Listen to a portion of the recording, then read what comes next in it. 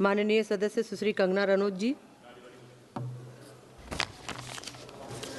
माननीय अध्यक्ष महोदया, मैं insolvency and bankruptcy code amendment bill 2026 का पूर्ण समर्थन करती हूं। मैं इस ऐतिहासिक और दूरदर्शी बिल के लिए हमारे प्रधानमंत्री श्री नरेंद्र मोदी जी और वित्त मंत्री श्रीमती सीतारमण जी का बहुत बहुत आभार व्यक्त करती हूं।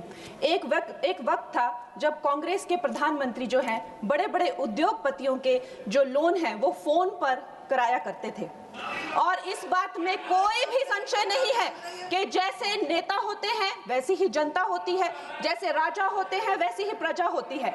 और इसका सबसे बड़ा प्रमाण महोदय जी हमें 2016 में मिला, जब आईबीसी पहली बार आया और हम सब ने देखा कि एनसीएलटी में जो 87% जो केसेस थे उनके जो सेटलमेंट वर्थ 13.9 लाख करोड़ के थे, आईबीसी आते ही वो सेटलमेंट बिना कोर्ट जाने से पहले ही प्री एडमिशन स्टेट पर ही वो सेटल हो गए।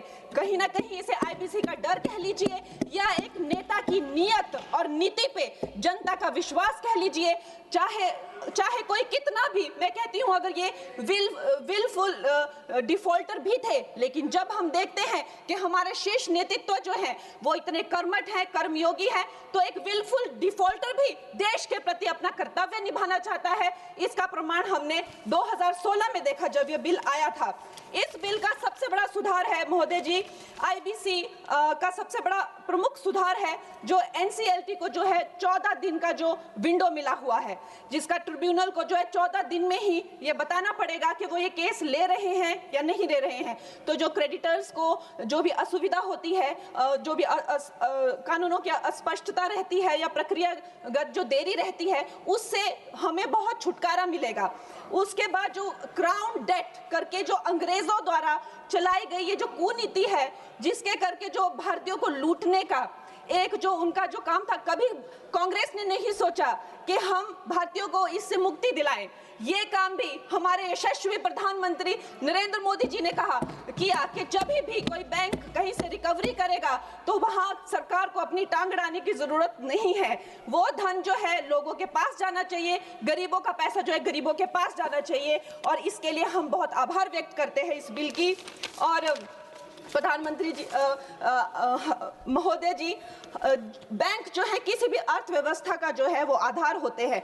बैंकों की इतनी खस्ता हालत की हुई थी, 5% से लेकर 20% उनका सिर्फ मात्र रिकवरी रेट था। और ऐसे यहाँ के वित्त मंत्री थे कांग्रेस के जो कहते थे कि ये अनपढ़ गवार लोगों का देश है, ये क्या डिजिटल पेमेंट्स करेंगे।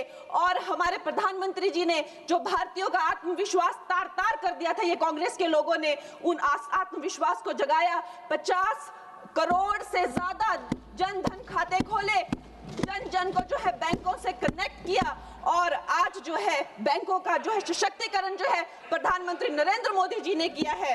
एनपीए का जो रेट है, मतलब जो नॉन परफॉर्मिंग एसेट्स थे, कांग्रेस के टाइम पे 11.5% थे, और अब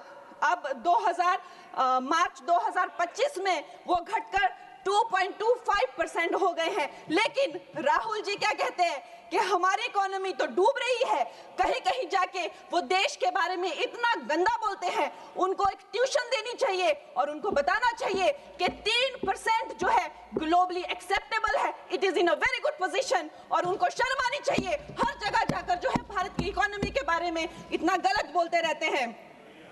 उसके साथ ही ये इसका सबसे बड़ा सुधार जो है वो है क्रॉस बॉर्डर इंसॉल्वेंसी के, मतलब जो हमारे जितने क्रेडिटर्स हैं अब वो बाहर के देशों में जाकर भी जो है अपनी रिकवरी कर सकते हैं, बाहर के देशों के एसेट से भी अपनी रिकवरी कर सकते हैं, वहां भी डिफॉल्टर्स पे केसेस कर सकते हैं, और भारत में अपना लूटा हुआ या खोया हुआ धन जो है वो भारत में वापस ला सकते हैं।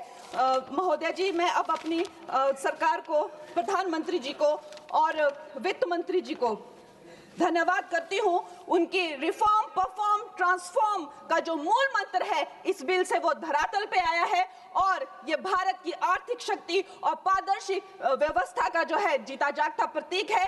मैं इन्हीं शब्दों के साथ में एक बार फिर माननीय प्रधानमंत्री जी और वित्त मंत्री जी को धन्यवाद देती हूं, और पूर्ण रूप से इस विधेयक का जो है वो आभार और समर्थन करती हूं। धन्यवाद।